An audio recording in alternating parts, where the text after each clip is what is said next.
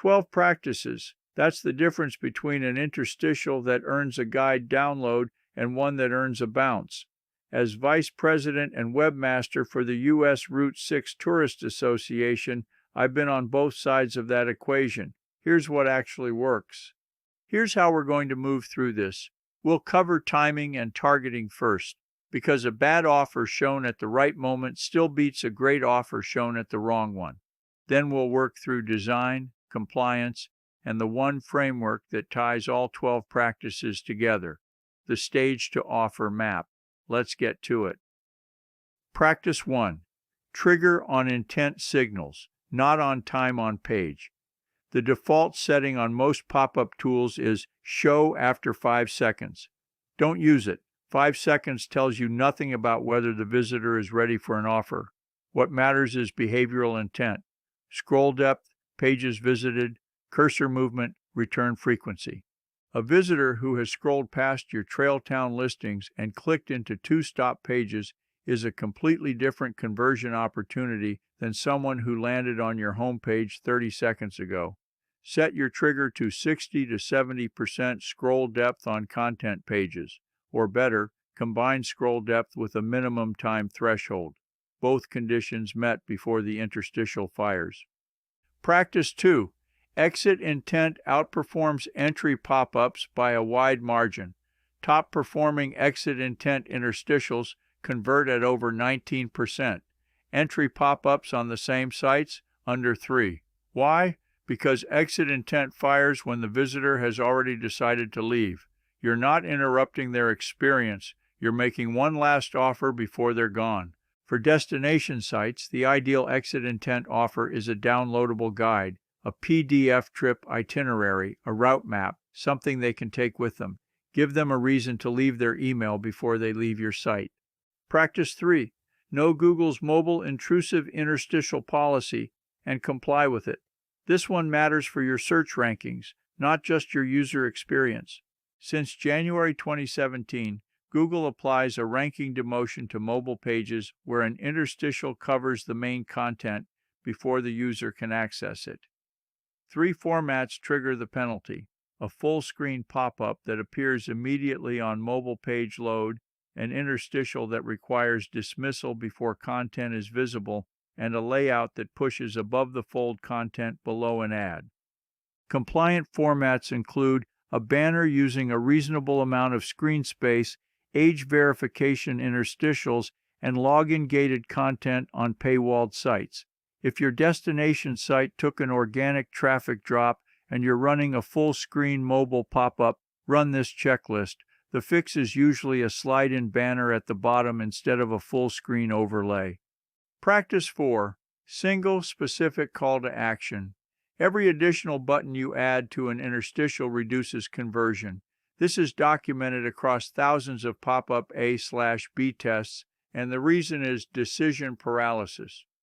2 options mean the visitor has to choose. When they have to choose, they hesitate. When they hesitate, they dismiss.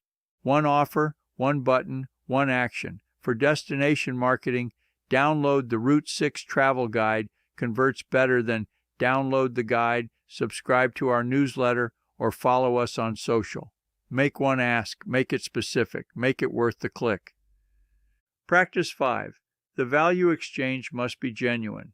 An interstitial asking for an email in exchange for news and updates is not a value exchange. Nobody wants news and updates. They want trip planning shortcuts. The offers that convert for destination marketers: a downloadable PDF itinerary, a curated stops guide for a specific route, early access to a seasonal event calendar, a trip planning checklist. Here's the test. If the visitor had to pay $2 for your offer, would they? If yes, that's a value exchange. If no, rebuild the offer before you build the interstitial. Practice 6. Cap the frequency. 1 impression per visitor per session, maximum. Show a visitor the same interstitial twice, and you've told them you're not paying attention. Show it 3 times, and they're done, and they're not coming back. Most pop-up tools have frequency capping built in. It's usually off by turn it on, set it to once per session, and once per 30 days for return visitors. Returning visitors are your highest value audience. They've already validated interest. Don't train them to dismiss your pop-ups. Practice 7. Design for mobile first. Over 60% of destination website traffic comes from mobile devices. Your interstitial was probably designed on a desktop. That mismatch costs conversions. Mobile interstitial checklist. Minimum tap target size of 48 by 48 pixels for any button. Text at 16 points minimum. The close button visible and reachable with one thumb. And no more than 2 form fields. Name and email, not 6. One thumb, one tap. Done. Practice 8. Target by behavior, not by presence. Blanket triggers show your interstitial to everyone who visits a page. Behavioral targeting shows it only to visitors who exhibit specific signals. The signals worth targeting in destination marketing. Visitor has viewed 3 or more content pages. Visitor is returning within the past 30 days. Visitor arrived from a specific source, a partner blog, a Pinterest pin, a press mention, or visitor's IP resolves to a region within drive distance of your route. Behavioral targeting reduces impression volume. It increases conversion rate. That's the trade you want. Practice 9. A /B test the headline first, everything else second.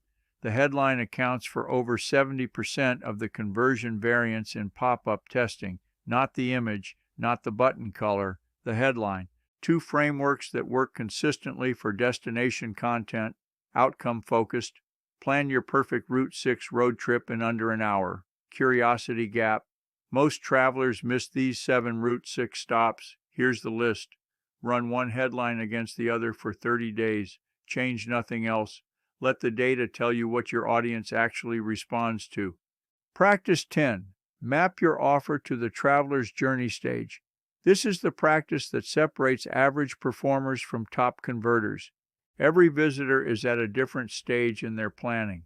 A first-time visitor on your homepage is in the inspiration stage. They don't need an itinerary yet. They need a reason to care about your route. Show them a visual guide. A visitor who has browsed lodging pages and your events calendar is in the planning stage. Show them the trip itinerary PDF and the planning checklist. A visitor on their 4th session this month is in the decision stage. Show them a partner offer and a book your stop guide. One interstitial cannot serve all 3 stages. Build 3 versions. Map them to the content pages that signal each stage. Your conversion rate will reflect that precision. Practice 11. The interstitial is the front door. Your email sequence is the house. Capturing an email address is not a conversion. It's a permission slip. What happens in the 48 hours after capture determines whether that visitor downloads your guide, visits a trail town, and eventually becomes an advocate. Your automation sequence should start within 1 hour of sign-up. First email, deliver the asset. Second email, introduce one key stop or experience. Third email, provide a planning resource. The destination marketers who build that sequence see email to website return rates 3 to 4 times higher than those who send a generic welcome message and go quiet. Practice 12. Measure what happens after the opt-in. Open rate and opt-in rate are vanity metrics if your goal is guide downloads and trip planning activity. The metric that matters is downstream conversion. Did the visitor who submitted their email actually download the guide? Did they click through to a Trailtown partner page? Did they return within 30 days? Set goal tracking in Google Analytics for each of those downstream actions. Connect your pop-up platform to your analytics. Track the full funnel, not just the top. A 2% opt-in rate that drives 8% downstream conversion beats a 6% opt-in rate that drives nothing. Here's the frame I use for all of this. Think of your destination website as a visitor center. A visitor center doesn't shout at everyone who walks through the door. It reads the visitor. If they're browsing the brochure rack, it offers a map. If they're studying the events board, it offers a calendar. If they're heading for the exit, the ranger makes one last ask. Did you find what you needed? That's what a well-configured interstitial system looks like. It reads the signal, it makes the right offer at the right moment, and it never shouts. 12 practices, all of them in service of one principle: earn the interruption. The full written guide, all 12 practices with visuals and examples, is at GeierCook.com. Link is in the description. I hope this video has been a help to you. If it has, subscribe to the channel. I cover practical digital strategies for destination marketers, webmasters, and anyone working to grow their digital presence. And as they say at the end of every episode, it's a wrap.